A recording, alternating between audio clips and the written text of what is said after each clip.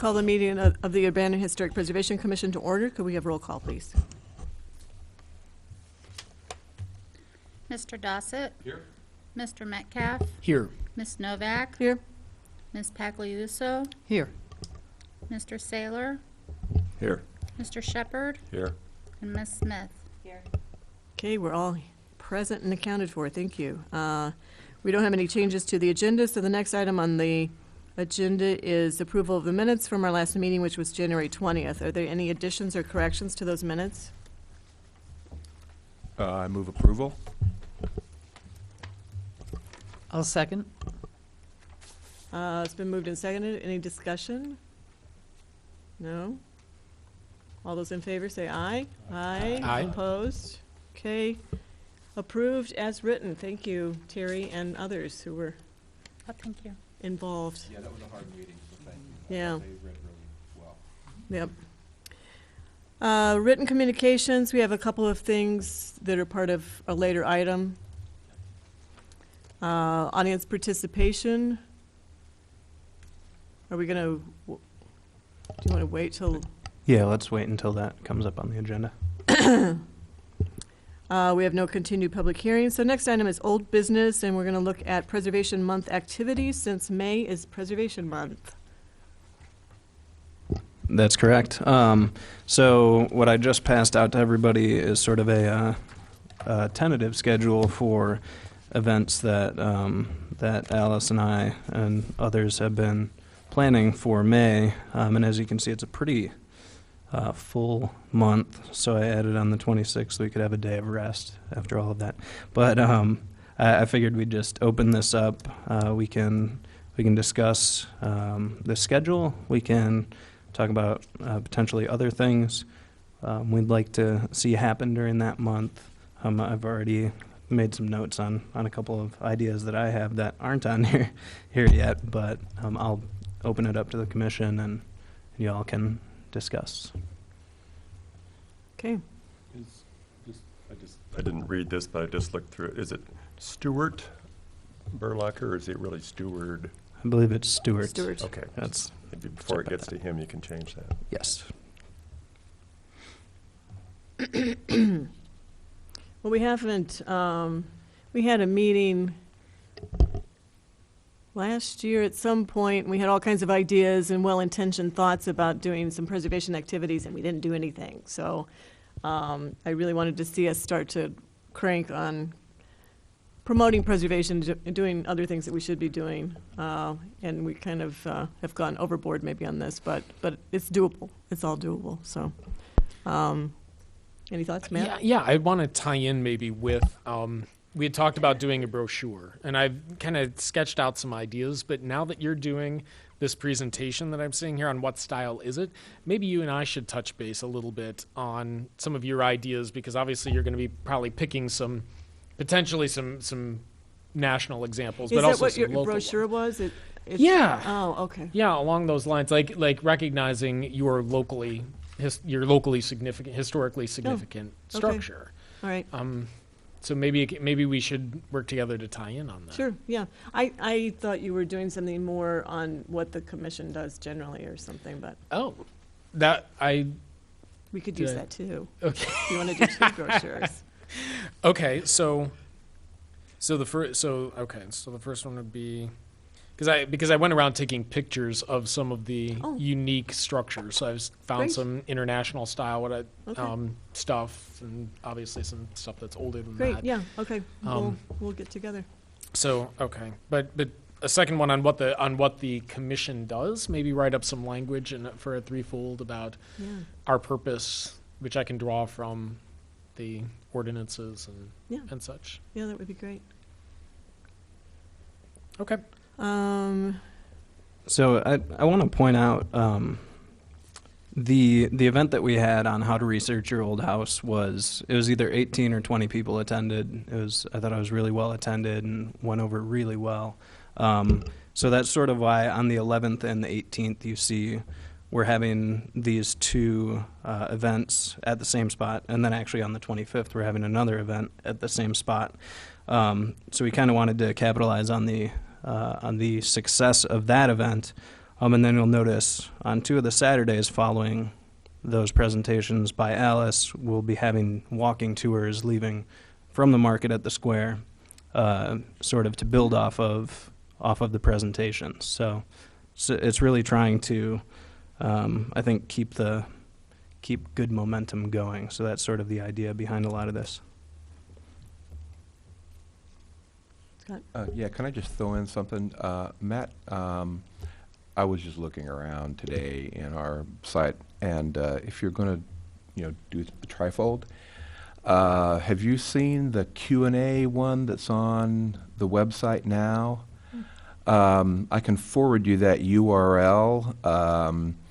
It's a q-brochure.pdf that basically has criteria for nomination, benefits of preservation, and it's kind of a nice little design. I don't know who did it, or I can't find what the file is, but it's kind of a model if you're That would be great. talking about that. Yeah. And Thanks, Scott. I'll go ahead and just copy that URL into an email and wing it to you. That'd be great. Okay. Thanks. Sure. And that's on the city's website? Yeah, bannockillinois.us. And I don't know exactly how I found it today, but I did. So I found it again. Okay. Okay.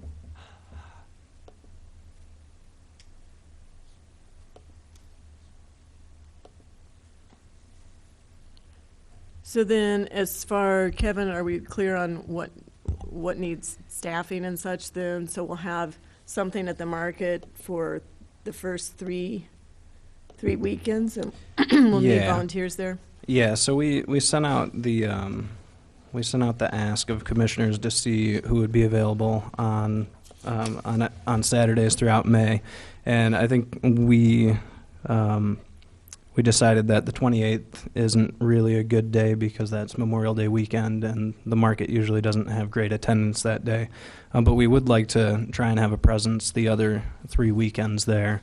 So I did print out just this other sheet that was passed out that shows commissioners' availability, and so I figured if we could try and get a couple commissioners at each Saturday at the market, I figured that would work pretty well. And I could potentially do the 14th. So if you, if that day's already overcrowded, but if something happens or you Yeah. divide things up differently and you want a third or additional person, Well, I might be. I mean, I can just throw that out to everybody and see who wants to take what days. I wasn't saying if there's an X here, you're doing it that day. I just wanted to throw this out as tentative availability for folks. So, Not knowing this, I signed up for another volunteer thing on the morning of the 7th. Today I did that. And are these the ones that I said I was available, or did I also say the 21st maybe, and you just didn't use me, or is this what I said? I think you may have said the 28th as well, but I didn't Okay. include that Well, I because don't that's a know what's bad on my weekend. calendar, but I can weasel out of the other one easily. Well, let's hope it doesn't come to that.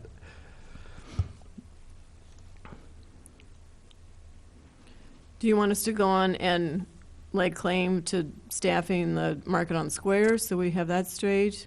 Yeah, To yeah. make Why sure- don't we do that, and then we can go back and discuss other Preservation Month stuff. So, who would like to go on the 7th? I can do whatever you want me to do on the 14th. That's the best day I have. Okay. I may be able to do that too. I have another organization that I'm in that we have one day where we have to work in the Salt Fork River, so, and I don't know what day that is until after this weekend. Okay. I may be available all 3.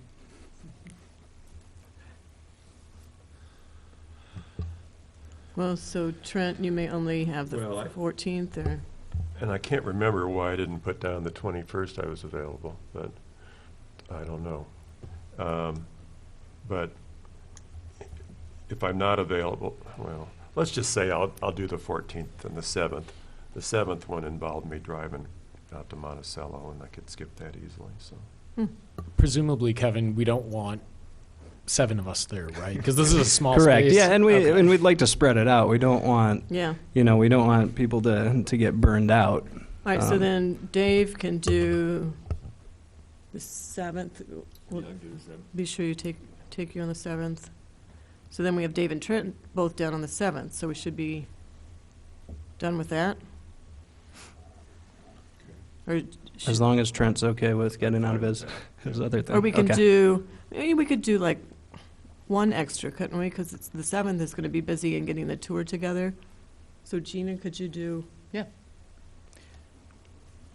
So are we talking about the entire market? Like get there at 6 or 7 No. and stay That's- till No. noon? Yeah, I mean, or- that's a good question. I don't think no? it would need to be that long. Maybe a few hours. So, Okay. and there's a tour in there as well, on the 7th and on the 14th. Wait, and on the And the 18th? 21st. Right. Or 21st, yeah, yeah. So there's tours. All 3 of these days we're hoping to have these tours together. So All right, so then on the 14th, we have Scott and Trent, and I'll do the 21st. Matt's going to do the 21st for sure. Gina, 21st? Sure. So could we have one extra person since we have so many on the 14th that are available? We have Scott and Trent for sure on the 14th. Matt, you were, oh. Can you do? Okay. How are we tying, when is the tour gonna depart? Is that We're at the- still That's- firming up yes. plans. Right. So if you're That's gonna what have the tour, three- you have the three somebody stars on here to for. market? I don't know, to talk to people. I don't know. Yeah, no, absolutely. The tour went at 10 or something, or Yeah. 10:30, and Mhm. somebody else could just Yeah. stay there at the Yeah, spot instead of, Yeah. maybe it'd be good to have Some- more than 2. extras, yeah. Well, we have 3 for the 7th and 3 for the 14th. And unless there's somebody else I'm going to be doing the tours on the 14th and the 21st, so I'll be around for part of that. I just won't be staffing the booth. So is there anybody else that could do the 21st? Or maybe you could? Yeah, I'd Maybe. be happy to do it if I don't have that other. Okay. All right, so we'll just leave it at maybe for right now.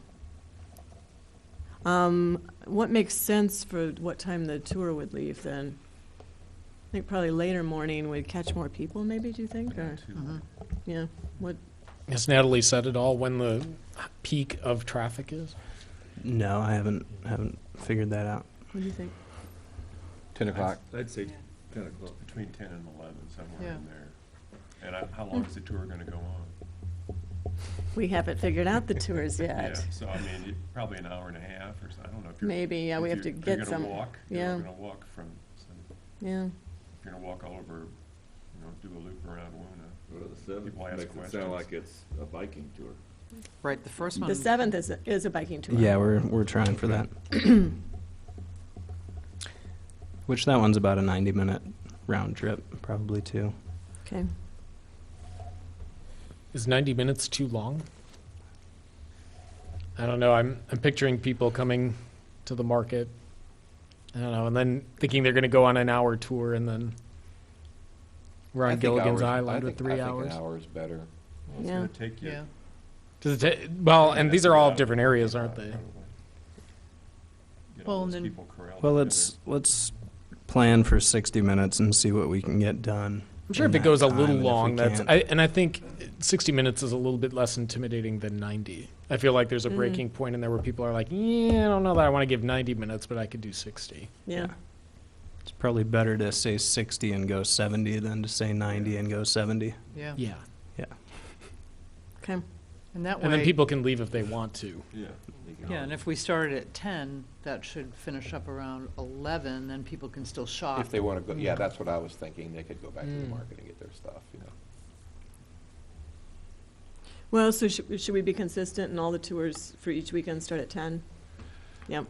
Are you gonna try to do a loop with them and end up back there at the market again? Or just drag them out Yeah. to The bike, he's doing the bike one. the bike, And well, the leave 'em. walking one, say you'd Oh, Go all the way out to the Royer House and then say, okay, bye. Leave them at Japan. Come all the way back. No, I think I picked the style. I think that we picked the styles that we can go by with short introductions to the styles as Yeah. you walk from the market and to the market, Yeah. and zigzag a little bit to try to catch Yeah. a couple of nice places, right? I Yep. mean, Absolutely. So we'll try to keep it closer in. So I think the styles one will be in Woona, and the vernacular forms one will probably be in Huna.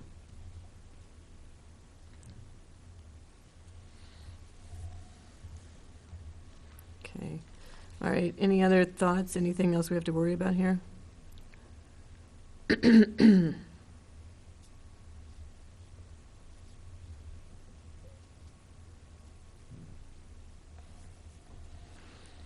Are we No. at the market? Are we in the community row, or where are we? I'm not sure exactly where the Are we in the city table's tent going to right be there at. the beginning? I put in the application for a community group, so wherever they put, I don't know if those are spread out or Community groups are on the far, the east. Vine The Street east, side, yeah. Yeah. Okay, so we'll probably be over there then. Okay, and are we having a tent over our heads, or are we just sitting at a table, or? I think we can that's- get some sort of a tent. Okay, just wondered. So we'll have, we'll have local landmarks applications and brochures, whatever we have. Yeah, Okay. and yes, yeah. Thanks to the city too for making room for us, because I know last year space was tight, and it's nice to know that we have a space that we can use to share what we have and what we're doing. Do we- Okay, any other thoughts? Do we Jean? want to consider rain dates in case it's nasty on Oh. those weekends? Or just skip it? Well, probably, we could reschedule for later in the summer, but Okay. we're all booked up in May anyway. Yeah, Right. that's a Okay. good thought, though. I think it'll have to be a to be announced. Yeah, Matt? I wonder would there be any value? I know that we have the walking tours and the audio online. Are these going to be notably different than those walking tours? And if they are, is it worth potentially recording some of this, whether it's audio or video, in that process to share with people? I don't know. It's a good question, but me personally, I'd rather not be bothered with having to worry about recording too. It's going to put another layer of complication on it,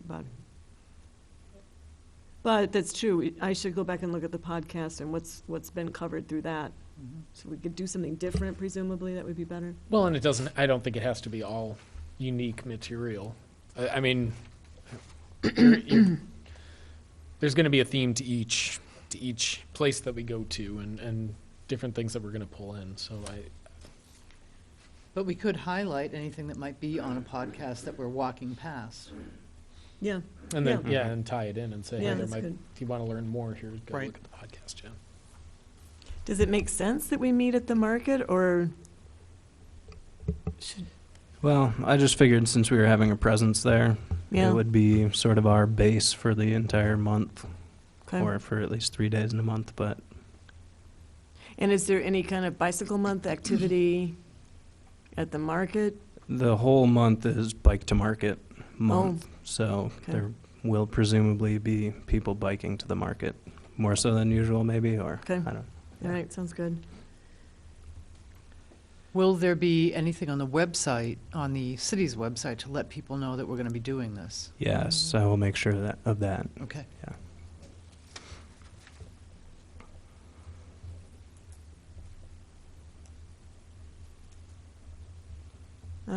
Okay. Anything else? I'm impressed. Hasn't happened yet. I know, but. We're there's- trying. Yeah. All right, sorry. All right, we'll move on then. We have no new public hearings or no new business. Any monitoring of historic properties? No. Okay. Did they, I saw a fence up around the Elm Street house. Mm. That was a few days ago. I don't know if the bulldozers have come yet or not, but, You know? It was still there when I drove by this morning.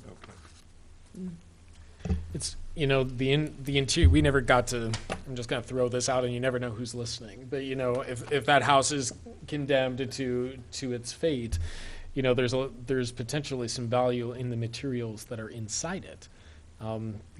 We weren't able to consider the interiors in our decision making, but there were lots of amazing pictures of the gorgeous wood that's in there and the frames and Yeah, I don't know if PACA did salvage or not. That's possible that they still did salvage, I guess. okay. Well, and that I was going to say maybe that's worth. I mean, if it's still there, I envision them with the warming up the ball as the meeting was wrapping up. So, if there is opportunity to salvage, then maybe that's something PACA could do. Okay. I also kind of heard through the grapevine that there was somebody that might be interested in trying to move that house. So I don't know if that's going to happen or not, but I If heard. it has a fence around it, probably not. I heard. Well, it's. you know. Is there truly a fence? No, Because it's it's just a those lazy barrier like that. things, right? It Oh. was just like that plastic tape I saw, I think I saw. Right, right. Because I saw those black, I don't know, soil, you hold back soil with Yeah, them. that's. Those maybe have been that's up what I since saw. just a couple days after the Maybe that's all meeting. it was. Okay. And I actually saw them being placed there.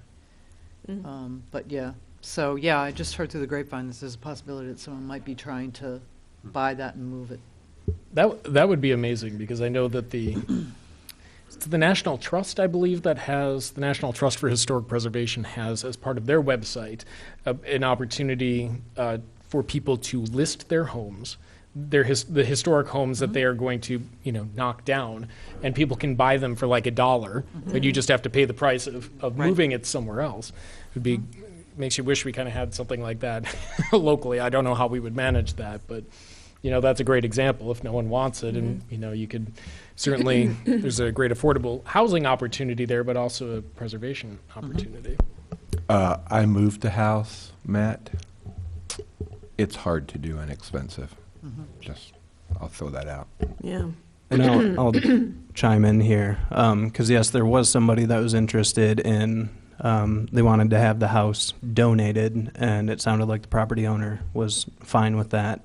But like Scott said, moving a house these days is really expensive. You have to pay the utility companies to take down the overhead utility lines, which are pretty much everywhere. It's just really expensive. We tried to, as staff, we looked to see if there were any suitable locations, any empty, vacant lots in the immediate area. Unfortunately, that's very close to the Boneyard Creek, so most of the vacant areas are also in the floodway, so it's not places where you can really be moving or erecting new buildings. So we pursued as much as we could the option of helping out with that, but I haven't heard anything for a few weeks, so I'm not sure where that idea stands. I've read it could take anywhere from $25,000 to $30,000 to move a house, but if you're buying it for $1, like even if you spend another $70,000 renovating it and restoring it, you still have a $100,000 structure that's probably worth more than that. So I'm sure it depends on the property itself and where you were going to move it and Yeah, those and obnoxious power lines. I have a friend that's been considering moving a house, and I think that $25,000 to $30,000 estimate is really low. Yeah. Really low. Yeah, yeah. The person that I know that was thinking about doing it is looking at least $80,000 to move it about 2 miles, and then have to dig a foundation, pour a foundation, or have the concrete panels put in. So it's definitely not cheap. But compared to buying a house, it could end up being kind of a wash. Sorry. Anything else on monitoring? All right, Oh. next, yes. I just had a question. Do we know what's up with Zeta Tau Alpha House? I know that it was for sale. I haven't, earlier today I heard they dropped the price on it to $700,000, Oh, but that's just hearsay. I didn't actually look it up again, but Okay. they're trying to move it. Thanks. Next item is staff report. Kevin, do you have anything? No, I don't believe so. Okay. All right, next item then is our study session, and Kevin, are you introducing that?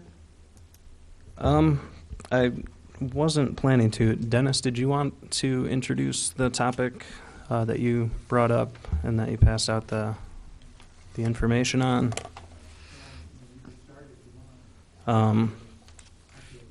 Well, yeah, I'd probably just start by saying that we received the email from you and we decided to look into it, so. All right.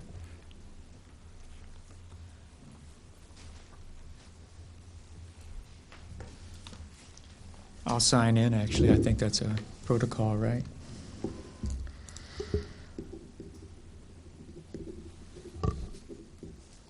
We'll say, well, hello, everybody. So, I appreciate opportunity to come and talk to you about an idea.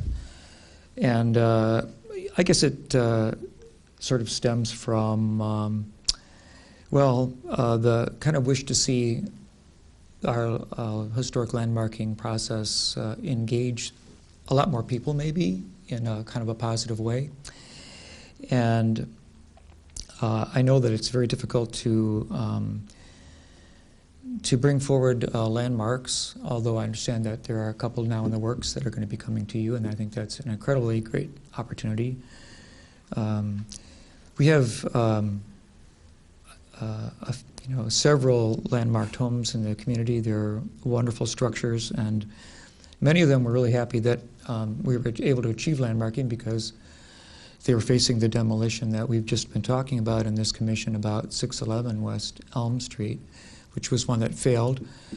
And we do realize that not only the exterior of the houses, of course, under question, but the interior had a lot of beautiful woodwork, as you said, and turned posts and a beautiful stairwell and everything. So it's kind of a shame to see these things go down. So I was just thinking, just kind of free thinking about what some of my experiences have been.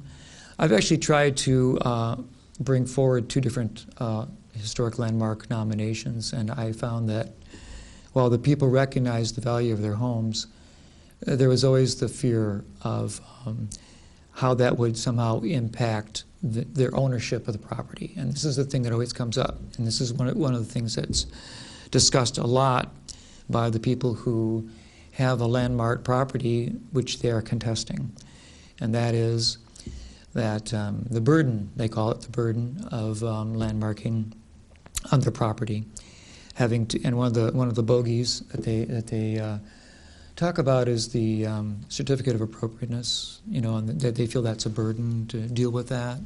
Somehow, it somehow intimidates them, perhaps, from wanting to proceed. So, I think maybe the HPC may be completely right in saying that, well, if the building really does deserve to be landmarked, it will meet the criteria. And hopefully, we have people who nominate these buildings that believe in their own building enough to want them to be landmarked. Would be a great thing. But there's a lot of buildings in town which have a lot of merit, and they're just not going to come before you for landmarking. People talk about how many homes, really excellent-looking homes in the West Urbana neighborhood potentially could be landmarked, but we don't see really that they are being landmarked. There are homes even in East Urbana, which is, and we talked about, and I appreciate the idea that HPC is going to have a walking tour in East Urbana and talk about vernacular homes. I think it's a really interesting topic. And there are homes also in East Urbana and other places that have merit and would be useful to include in some kind of recognition program, historic recognition program in the city, but we're just not having them be able to meet the same level of excellence for various reasons, or the people are just unwilling to allow them to go that direction. So, so is it possible, I guess my question is it possible to then imagine a different kind of historic recognition in the community? which wouldn't have the same purpose or intent of the highest level of landmarking, which is our Urbana landmark designation, but would still then maybe encourage people to appreciate the historic quality of our homes, recognize that we have certain streets in the community that have excellent buildings on them that are worthy of notice, and may not have reached, maybe some of these perhaps are on the 100 most valuable homes of Urbana. As one person said, well, how come you're not just spending your time landmarking all those homes? Well, I think the reason is that if you talk to 100 different property owners, you'd be lucky to get 2% willing to landmark their house, even though the recognition has already been given, the honor of those properties. So, and maybe that's enough, and maybe that's one solution, and maybe, Urbana could have 200, so recognized, or 300 ultimately. Maybe that's a process that this commission is going to go through. But I just am going to suggest something else, and it's really for you to think about. And this is what I guess I'd call historic recognition. So I sent you a letter kind of outlining my thoughts about it and why I thought it was maybe a useful thing to consider. And I thought, well, just to be a little more focused, I sat down today and wrote out a few more things to think about, maybe points that I thought would be a little bit less vague about this concept that I have. It's one thing to say, well, let's just create this new level of recognition or landmarking called historic recognition. So what am I really talking about? So I guess I sat down and I thought, well, what am I talking about? So I passed out to you today just now a list of ideas, and these are just ideas. These are like seeds, and maybe you're going to decide to have a conversation about it, maybe do a little bit of thinking about it, and talk about it again at another meeting. I don't know, but I'm just here to kind of introduce an idea. So, so what would be the criteria for assigning a historic recognition status to a house? Well, first of all, the owner would have pride of ownership. They'd feel that their house was, they loved their house, and they recognize it as being kind of special. It's probably in good condition, and they're open. They have a sense that there is a purpose or an interest in, they may have a vague interest in the historic quality of their house. So, all right, maybe the home is by a noted architect or an architectural firm, or maybe it just shows a high level of craftsmanship. So maybe the house also typifies an architectural style or design or a period. It might be one of a lot of examples of that particular period.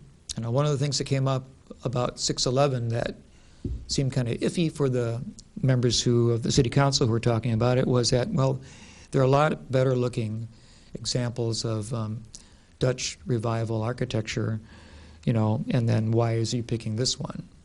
So sure, we do realize that there's probably 30 or 40 in the community, but you know what?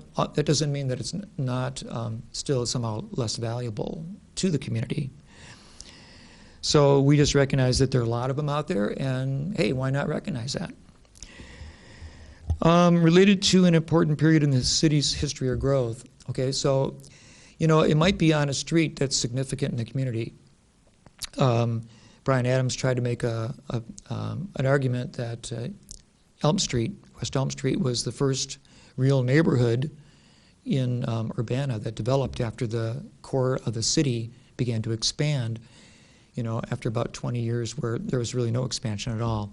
And the first expansion, of course, was to the west because the Weber property wasn't subdivided until much later. So, just the fact that it's in a very early section of the community might also be one of the criteria, or at least, worth conversation about whether it's can be given a historic recognition. There'd probably be other criteria that would be as important, but that could be one of them. All right, so we also have here the home of a citizen whose work is now or has historically been valued by the community. Could be that the person who lives in the home is a professor of merit or has earned a level of national recognition, maybe a scientist or maybe a person who's received a national award. Maybe it's a person who was prominent, in the 1810s and 20s. They don't live there any longer. They've passed away, but still, they had some significance. It might have just been the Postmaster General. It might have been a businessman who owned something downtown. It doesn't have to be a mayor or somebody really, really significant, but still, they've contributed to the community. And hey, they live there. How about just the condition appears to be fine, a house that's in fine condition that shows a lot of integrity still. And what about a home then that contributes to the historical district or a period that's, of the houses around it? In other words, it is an integral part of of the street that it's on, and it does contribute to it. Okay, it's not a historic district, but still, it's, say, like one of the streets in Woona.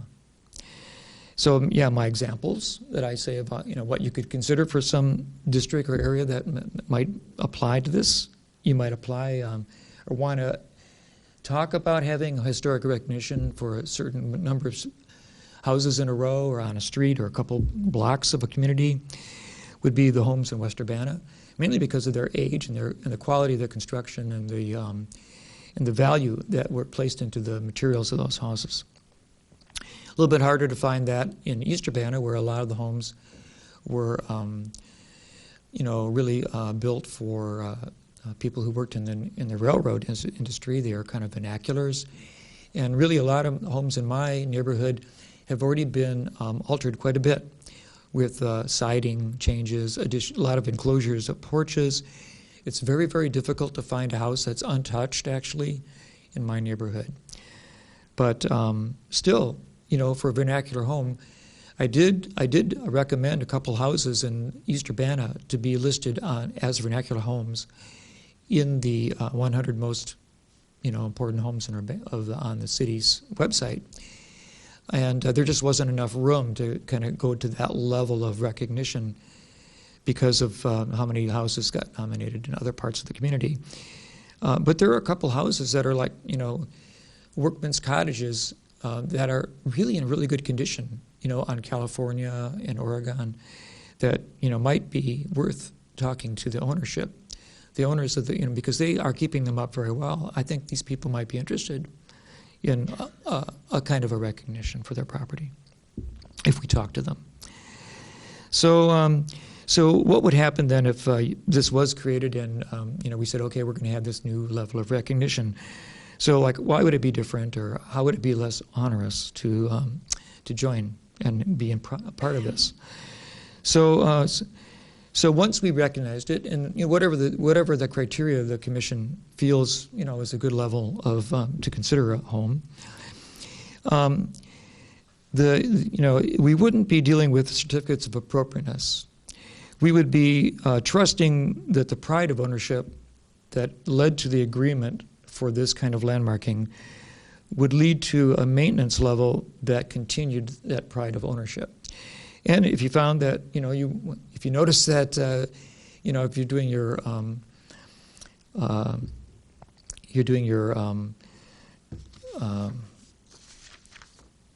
monitoring of historic properties, you have a report on that all the time.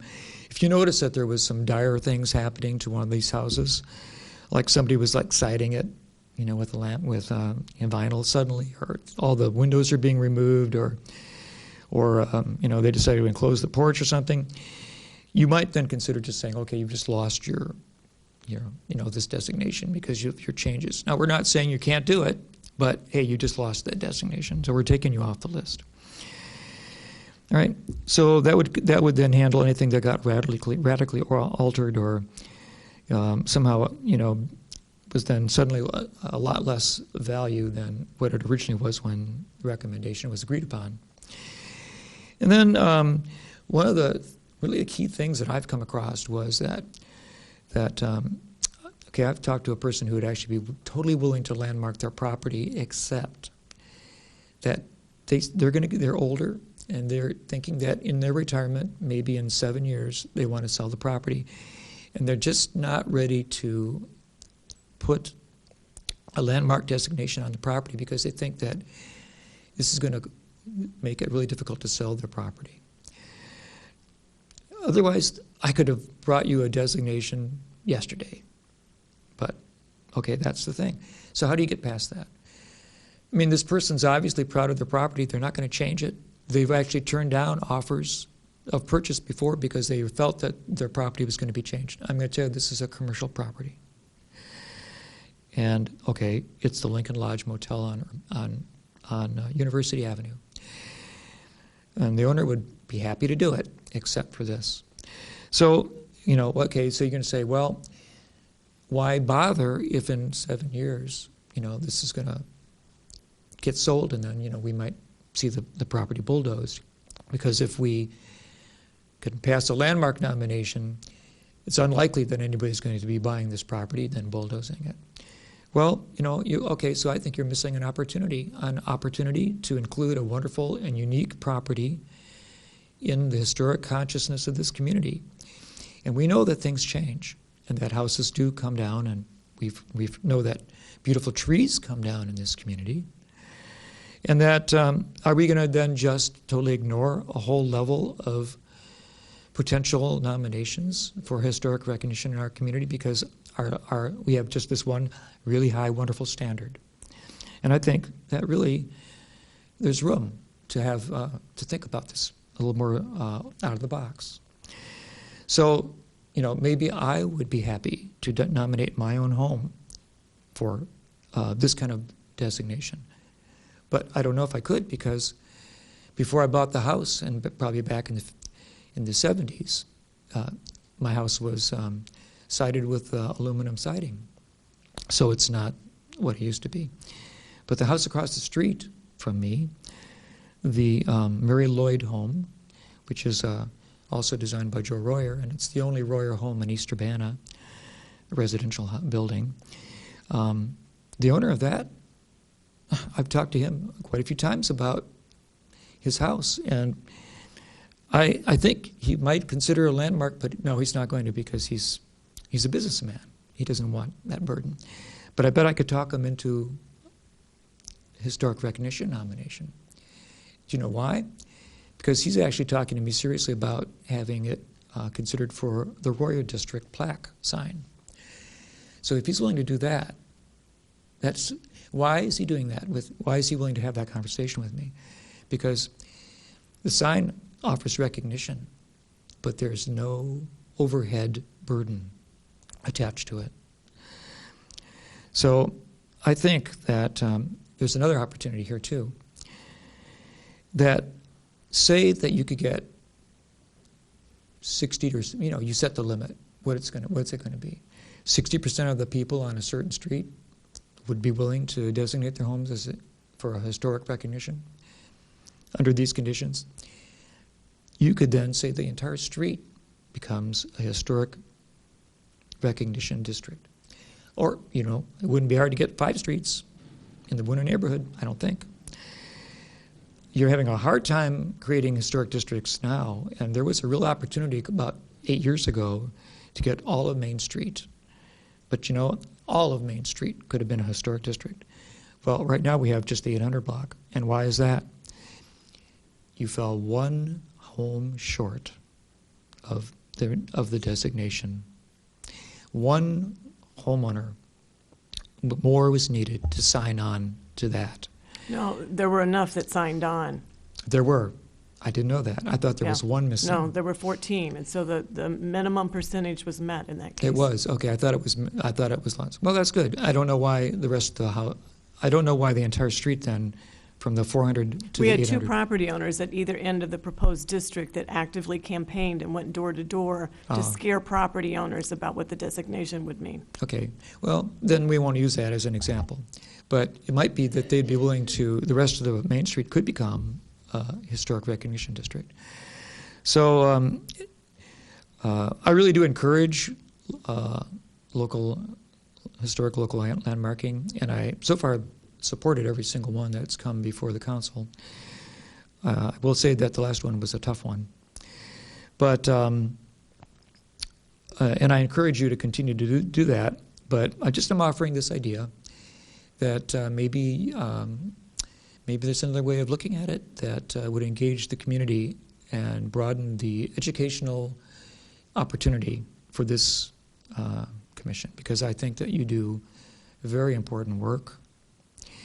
And I really do hope that this commission will be granted the opportunity to give guidance to all of the commercial buildings in Urbana as well, because we are seeing a lot of renovations, and we have empty properties in the downtown area which are about to be built upon, and I think that if it's possible to not just preserve some of the historic quality of the neighborhoods or the commercial buildings of our downtown, but to offer suggestions, to be granted the privilege to offer these suggestions for the consideration of new developers. I think that would be very empowered, and I really hope that that is something that also come along to you in the near future. So that's my thoughts, and I hope you'll maybe probably not talk about it a whole lot tonight, but at least take it home with you and consider it, and continue the conversation on some future meeting. Thank you. Good. So if you have questions, I'm here. Otherwise, hey, I can come back. All right. Matt, thanks for bringing it forward. I think it's a creative idea, and I hope that we can have some discussion about it tonight. I appreciate your dedication to trying to keep the historic property of the town. I know you've done a lot of work in that, and it's something that I value. So we'll Okay. take a look. Okay, thanks a lot. Question, Dennis. Sure. That sunset clause, if your idea of if the house gets sold, then it would lapse unless the new person wanted it. Is that just something you thought up, or do you know if that's being done anywhere? Or have you heard about that in any of your travels or your municipal conferences and things? No, I just made that up. Okay. And you could say, well, that it continues unless the new owner comes before the commission and asks that it be removed. I mean, that's another way of, it would be automatic then, and then it would be onto the property owner to come before you and ask that it be taken off the designation rolls. So I don't know if that was, that direction was in what you sent out originally, and when I did read this and for tonight, I thought, oh, that's a different idea. And, Yeah. just wondered where it came from. Right. Okay. I don't know. I'm just making things up. Yep. Which is what most people do anyway. Okay. Thanks a lot. Thank you. Thanks, Dennis. I love this idea. I think it's a really strong way. We need something other. The word landmark is such a disaster to my mind. I love having something other than landmark, because the word landmark carries with it a bunch of stuff, baggage. That word has baggage that comes from outside of the historic preservation circle. And so I think that is part of what hinders and what poisons so many people's thoughts toward nominating their home or business or structure, whatever it may be. And so to have something that is less threatening, I think, is absolutely vital. And I think this is a fantastic step in that direction. I think we should take some time to think about some of the proposals that Dennis has put in here. So, for example, I think you use the term typifies a style of architectural design, which rings of the landmark designation process right now. And so, to my mind, I would want to change that and either soften it or use different language that makes it distinct from the other process, because I think the other process has, we've had these ordinances for about 20 years now, and so this has been a long thing, and that's all wrapped in politics of 20 years. Well, this is something fresh and new, and there's an opportunity to, I think, use this sort of recognition to enable historic preservation to do what it's supposed to do in the big picture, which is help to maintain people's sense of place, because that's what we draw our knowledge of our local town from. It gives us that feeling of belonging, and recognizing and respecting the culture of our town. And so I think something like this gives us a real opportunity to do that without creating this pool of stress that the other designation does. So I love this.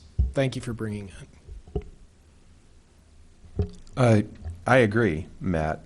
And I think it's at least worth, if the commission agrees, to request staff to look into. They go to Iowa City, they go to Evanston, they go to other towns that are about like this, and see if there's anyone else that's got an ordinance like this on the books. And if they could report back, at a meeting in a couple of months or whatever, then we could think about it some more and move forward. My fear is that, I'm relatively new to this preservation game, and I don't have the academic training for it, but my gut instinct is that we are developing an animosity between property owners and this commission and the city in these cases where we repeatedly have owners that contest applications. And so we can either hoist ourselves on that petard, or we can find a better way to get people interested. And I could see whether after recognition status, for 10 or 15 years, it wouldn't preclude somebody from making a landmark nomination. But it gives us a little bit more of an in, and I can imagine a scenario where it would actually help preserve the condition of properties that are worn down and torn down. And that's the position that the house at 611 West Elm got into, in a manner that might make our community more viable and more lovely in that case. How do you see that it might actually preserve more? I'm missing that. Well, I love my home, but I don't have the research capability, or it's not associated with a notable person or a notable architect. And pride in ownership drives me to get this recognition status. That means, I am going to paint this year instead of next year. I am going to do shutters this year and next year. Gina's testimony to us as we were talking about the 611 West Elm property really drove home the point about how much some of us love the places that we live and are dedicated to them. And in a way, it's a shame to have, although I like the essence of the landmarking status, although I think we need to consider input from the 611 West Elm case and whether there are any changes that need to be made in that. But I like that, but I think there's room for something else to happen that could give someone who loves their home pride in it, and that pride, I think, translates into better maintenance, better upkeep, hiring that carpenter when you need to. At least that would be my hope. And I think, too, that this gives the opportunity to kind of, like you said, Scott, to recognize our pride in the places that we live, but it also strips away that it has to be associated with Joseph Royer. Joseph Royer is the Abraham Lincoln of Urbana. Like, everything has to be associated with Joseph Royer. Well, no, it's important, it's great, and he was very important, but no, it doesn't. The local history and the cultural history of Urbana is far deeper than just Joseph Royer. That's kind of our architectural focus on these things. And I think something like this can talk about how an entire neighborhood came into being part of Urbana's history. And so maybe there's a street in there that there's a bunch of vernacular houses tying into Alice's walking tour. There's a strip of vernacular houses that fit a particular style, like post-World War II, because that's when the tract housing started to really take off.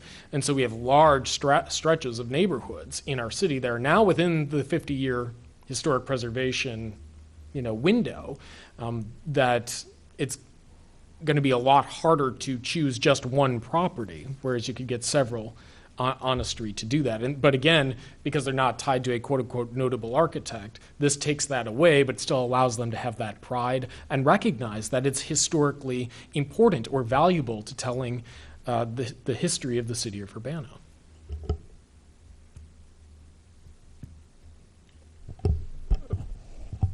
The idea appeals to me too.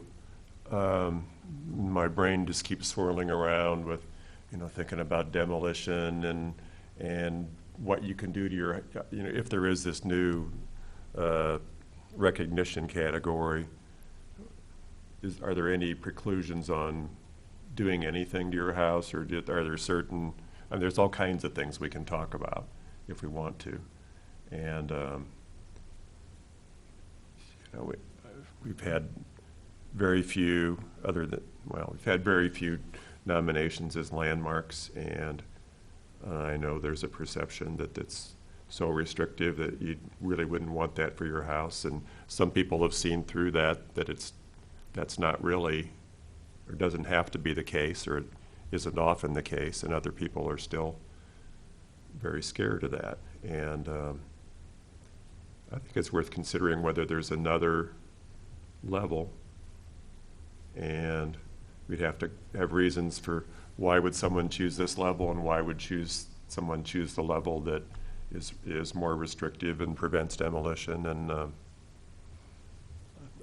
it seems like it's worth talking about anyway. And I can see how maybe we'd end up with 50 houses the first year that people think, yeah, I'd like to have my house recognized for something important, but I don't want to. I think I might want to put windows in spite of what everybody says, and I'd like to do what I want with my house, or I don't know. I think we should look into it.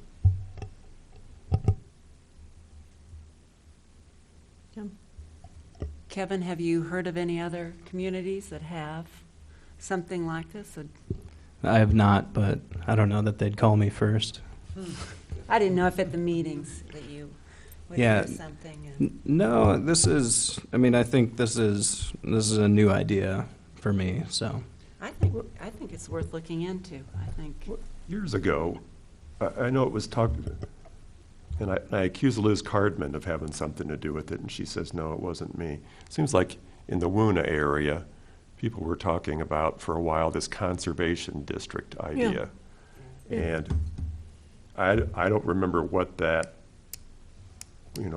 what that entailed, but somehow this, huh?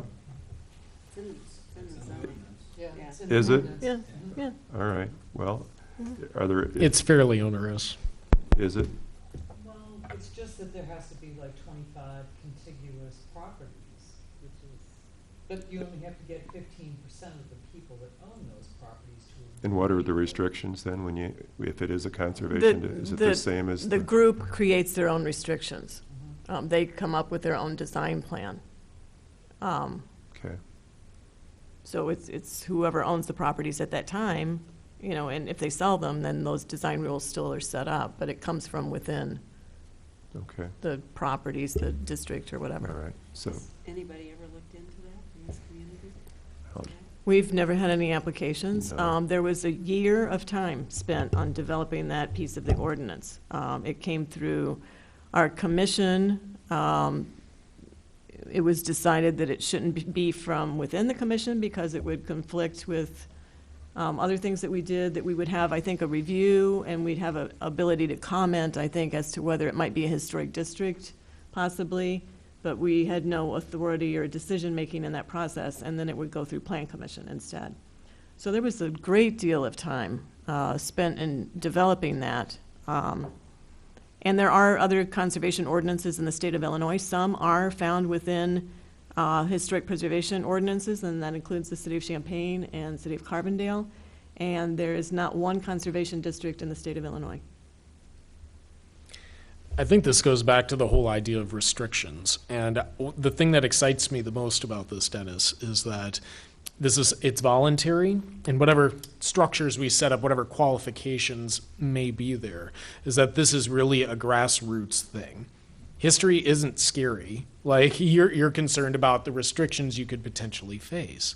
And I think part of me, wants to see maybe even a little bit broader, to talk about places in general rather than just specific structures. Because again, with structures, that's where you get into the whole issue of, well, I want to put up aluminum siding, and then you have to get a certificate of appropriateness, and that becomes a debacle, and people don't want to deal with that.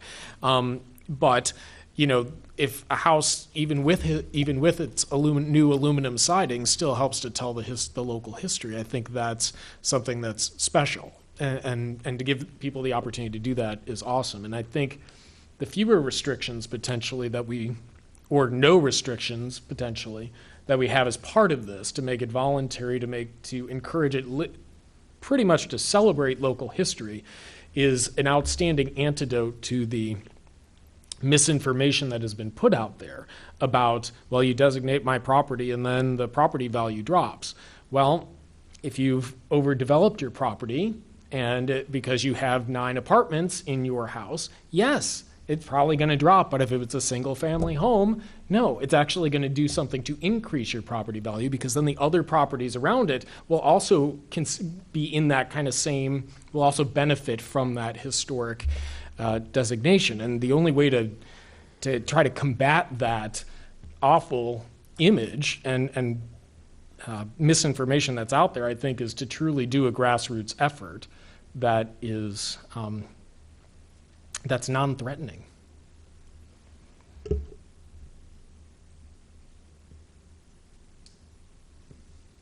Can I ask real quick where that is in the zoning ordinance? About what Article section? 13. Article 13? Yeah, Okay. page 215. Okay. Okay. Great. Okay, great, thanks. Gina, did you have comments? Yeah, I did. I think this is an interesting idea. I don't want to shoot it down, because I think that any interest we can get in historic properties is good. It's like, any publicity is good publicity. But I think it might send a signal that we're kind of abandoning our historic preservation landmark ordinance. So I definitely don't want to see that happen. I love my house. I've talked about it before. I think it's like a really cool place to live in. And, one of these days I hope to nominate my own house. I don't know what telling someone that they're historically recognized. I mean, I think if you have pride of ownership in your property, you're going to have pride of ownership in your property whether you are historically recognized or not. And I think that, something we heard through or was written, is that a lot of the properties in Urbana are rentals. So if a person is a landlord and they don't have pride of ownership in their property because it's a rental, and I'm not trying to say that all landlords feel that way, but I know that there are quite a few that, they're in it for the money. I don't know why we think that having this historical recognition would change that somehow. I'd like to think that it would, but I don't know that it will. And I don't know how we would go about, if there's no kind of if all we're going to do is say, well, if you change your windows, you're not going to be historically recognized anymore, then what's the incentive for them to get this to begin with? So I guess those are questions I have. I certainly don't want us to step back from our own landmark ordinance. And I feel like this could be that. And I think that going to the market this coming month is, hopefully will help to get the historic preservation message out there more. And maybe we can work on starting to reverse some of the disinformation that's out there or the misinformation that's out there. Like, If your house is landmarked, it can still get demolished. You have to go through and prove that you have an economic hardship. You know, it doesn't mean that your house can never be demolished if it's landmarked. It can, absolutely. I would hate to see a landmark come down, but it happens. And it can happen, and our ordinance doesn't prevent that from happening. It just says if your property is landmarked, you have to go to this additional step. So, although I think it's a great idea, and I think that it certainly brings up a lot of interesting points, I think it would take a lot more discussion to somehow try to integrate this into what our historic preservation ordinance is, and what the different levels would mean, and what it really means for somebody that goes for just recognition versus a landmark. I agree with Gina. It's unfortunately a very common problem that many communities, and there are over 100 communities in Illinois that have preservation ordinances, and not having very many landmarks and not having large historic districts is fairly common. And I'm not saying that that's a good thing or a bad thing, but it's just the way it is. The National Register has been around since 1966. And there are many, many things that are eligible to the National Register that aren't on the National Register, because it takes time to do that kind of documentation and effort to put into that. So that's just one of our preservation realities. I agree that in talking about this recognition thing, it feels like a huge watering down of what we've all worked really, really hard to have at the place we are in the Historic Preservation Ordinance, and which to a large degree has gotten a good amount of support from our commission and from the city council and from the community, and in many cases. So we're all still kind of feeling the hit from the 611 West Elm Street circumstance. I feel that, for starters, our certified local government status would be revoked if we put that component into the ordinance. Because we would essentially have a large part of the ordinance that wouldn't be a binding ordinance. So we would lose the opportunity to share in the funding. And we've had, I lose track, but we've had 8 or 10 CLG grants probably since the commission started, and we've done some really great things. We had the unveiling of a house on High Street. We had a stucco workshop. We've done the podcast. We've really because staff has been supported by the city to help us out in that respect, we've really gotten a lot done as opposed to what other communities have done, because we've had great staff and we've had the ability to get these certified local government grants. So we do have conservation districts set up, and nobody's, to my knowledge, has really looked into those, but that was kind of the intent of all of that went behind putting together the regulations for the conservation district.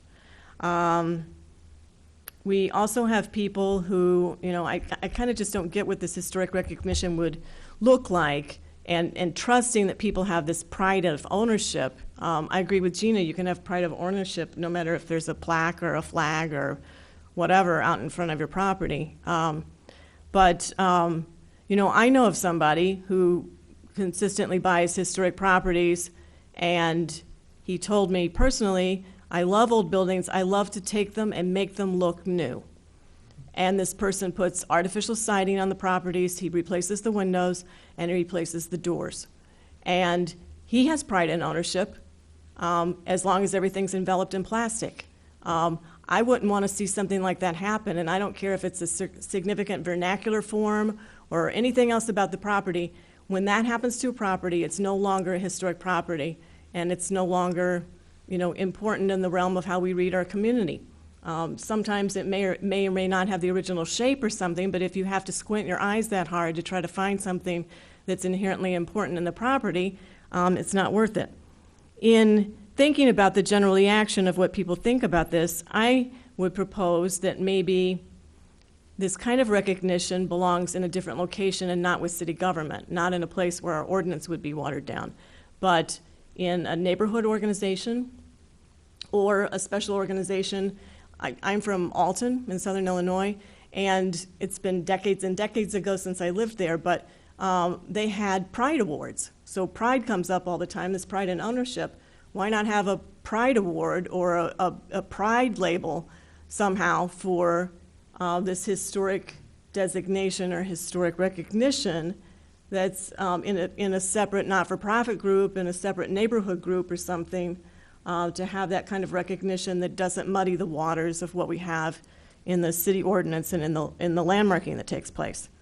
You know, my expectation is that, you know, if I get around to nominating my property for local landmark status, I intend you people to look out for the future of my house.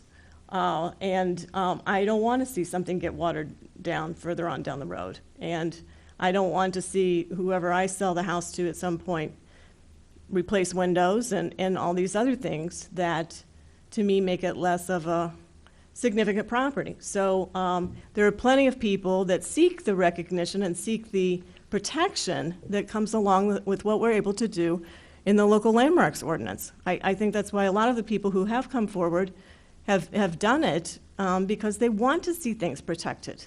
We had an elderly couple who had a house on Green Street, and they put a preservation easement on their house because they wanted to be sure that the house was going to be protected in what they saw as their last years of their life. They didn't want to see anything happen to the house. So I think we have to be really, really careful about what has really taken a long time and has been difficult to build up. And one of the reasons I went nuts over, planning things for May is we just, we haven't done enough for preservation education and positive things. So I think, if we're out there more and talking about preservation and what we do, as the commission and what preservation can do, and talking about contractors who are good for preservation and making it easier to take care of old houses to some degree, that's a really serious positive step forward.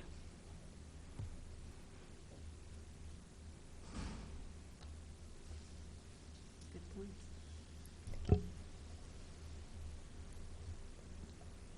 So Well, I'm going to make a motion. we may not need a motion. Why don't you tell us what you're up to? I'm going to make a motion, I'm going to make a motion to direct staff to research whether there exist similar recognition ordinances within the state of Illinois, plus or minus a couple states, however you guys ever do this, and report back to us about Sub-Secretary of Interior standard level designations that other communities have. So that's my motion. I would second that.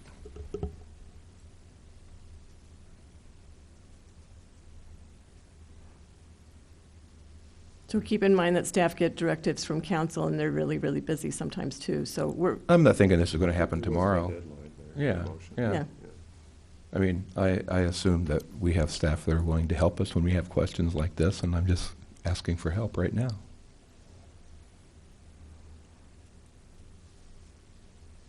I don't know that we probably could have had a consensus for that too, but. Yeah, well, that's all right. We have a second, so we can either pass it by consensus or call a vote, whatever you want to do. Okay, more discussion or? So then just to clarify, you're interested in staff investigating what exists statewide? Yes, what's currently available as an alternative to, in this area of recognition or sub-landmarking or however you want to describe it. I think you understand what I'm asking, right, Kevin? I seconded it because I don't think there's anything wrong with gathering more information. And I definitely hear what you're saying, both Gina and Alice, about potentially watering things down. And maybe this isn't the right thing, or the idea is there and we reinvent it in a different kernel. What I feel confident in saying is that the status quo is problematic, and I think the 611 West Elm situation, there was a lot of frustration on the part of city council over how this keeps going down. So I think at some point we're going to have to figure out a way to kind of either broaden out the ordinance a little bit itself, or find other ways to kind of massage how we're doing this to encourage more people to be willing to landmark, to combat misinformation that's out there, and to strengthen what we're offering in terms of historic preservation as an economic driver in the community. Because that's, there's the cultural aspect, but there's also the economic aspect. And I think gathering more information is certainly not harmful, and if staff's willing to do it, that was my thinking. Yeah, I agree that there's no harm in getting more information, but other possibilities would be that the council would be consistently more supportive of historic preservation and be consistently more supportive of our incredible neighborhood that we have that bridges the space between the downtown and campus, instead of continuing to whittle away at our neighborhood and allow gargantuan apartment buildings to be built. So my expectation would be that things get stronger and not weaker. And I don't want to have to go around with my head held low because I'm not supposed to want our neighborhood to be protected. Because in other cities, property values are higher in historic districts, and properties sell more quickly in historic districts because they're protected. Yes? Did you have some? No. Sorry.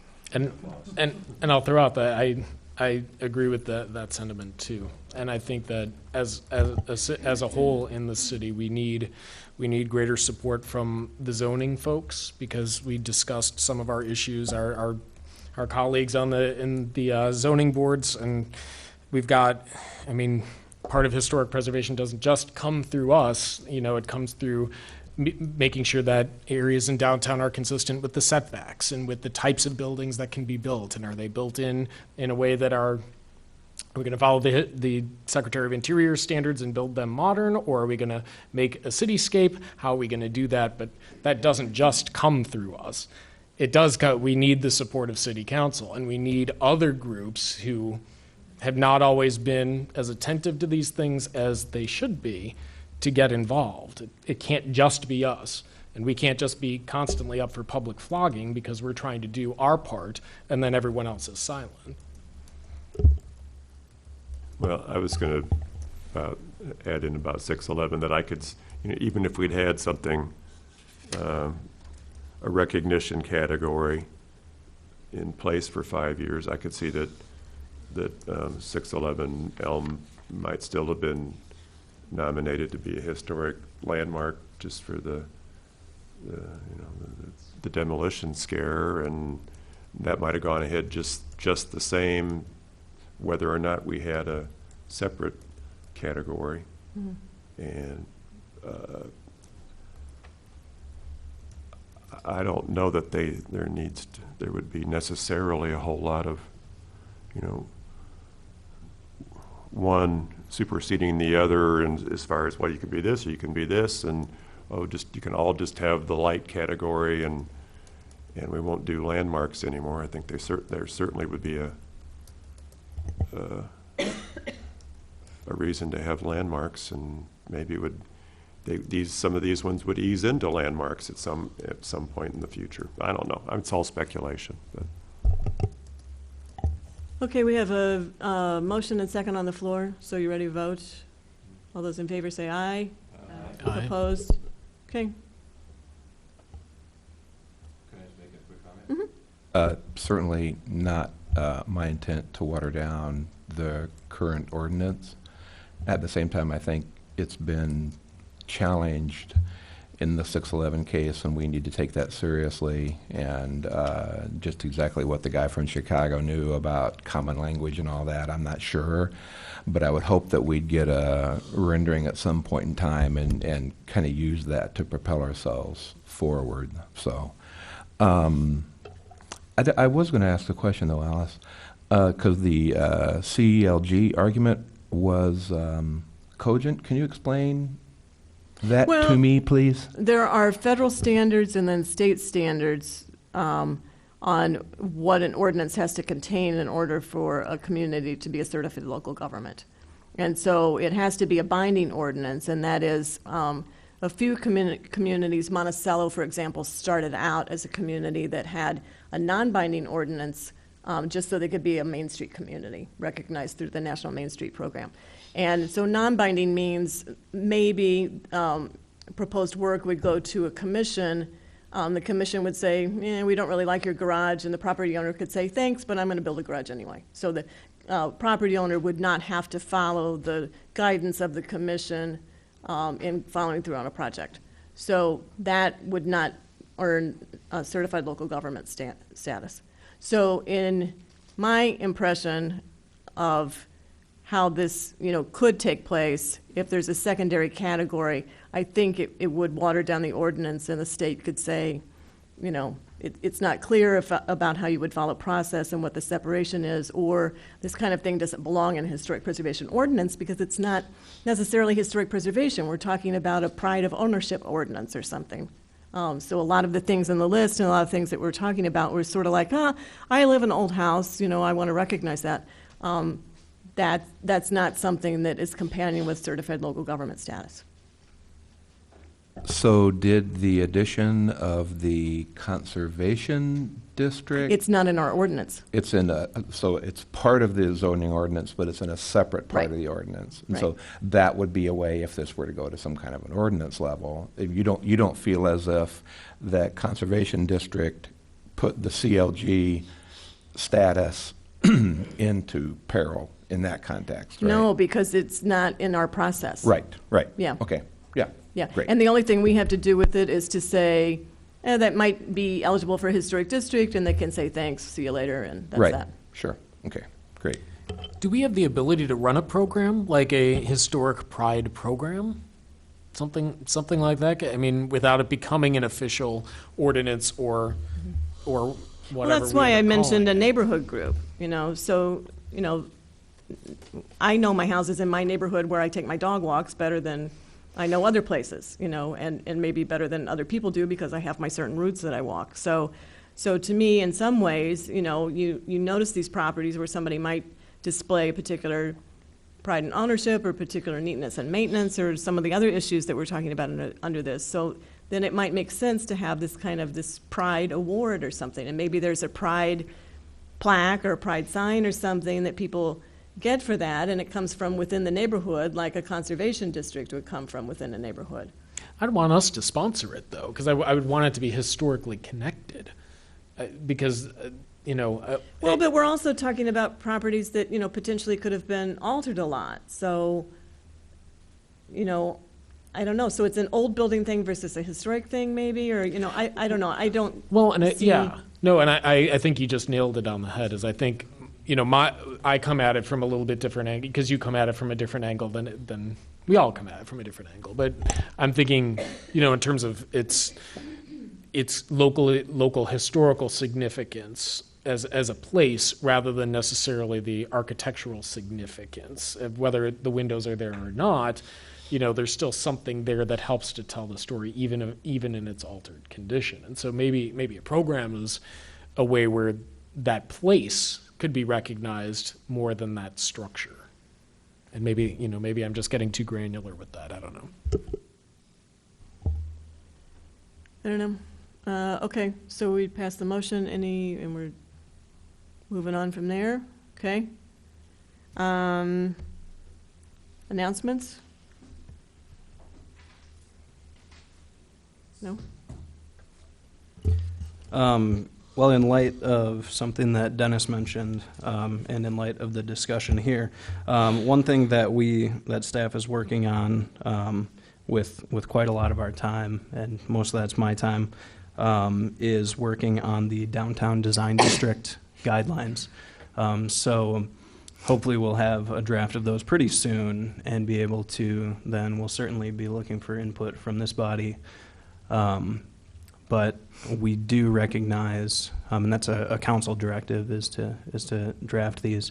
But we recognize that downtown really needs some sort of design guidance, and we are working hard on those. So I just wanted to make that announcement. It's been consuming a lot of my thoughts and time lately. So. Okay. Yeah, well, thanks for mentioning that, Kevin, because I was going to ask you that question, because I thought that Jeff had been working on that before he left, and we didn't get any kind of report from him about that. So do you think are you 3 months or 6 months away from bringing something to us? I mean, Well, let's hope it's sooner rather than later. Yeah, okay. Within a few months, we should at least have a draft out. And Jeff handed it over. He had done quite a good chunk of work, so I'm not starting from scratch. We have a great intern, Eliza, who's working with us to do a lot of the illustrations and such. So it's coming along. yeah, I worry about the building that Champagne Cycle was in. I mean, that's in play again, and that's just a gorgeous place. What do you mean in play again? Well, they're not there anymore. That's empty. So It's it's another empty space in downtown. Mm. Yeah. And anytime those stay empty, then I just begin to wonder, obviously, about things like routine maintenance. But I also wonder whether someone is going to decide to try to rip the back off of the building and preserve the facade. Mm. Isn't Alan Strong there? Yeah. Yeah. So last I heard with that building was that, and I'm not in economic development, so I'm not privy to all the conversations, but I believe that Bohemia was planning to expand into the back of that building. I don't know about the whole building because that's a pretty sizable space, but that's just what I've heard. So. Any other announcements? If not, could we have a motion to adjourn? Salute. I'll second that motion. Second by Trent. All those in favor signify by saying aye. Aye. Opposed? We're adjourned. Thank you.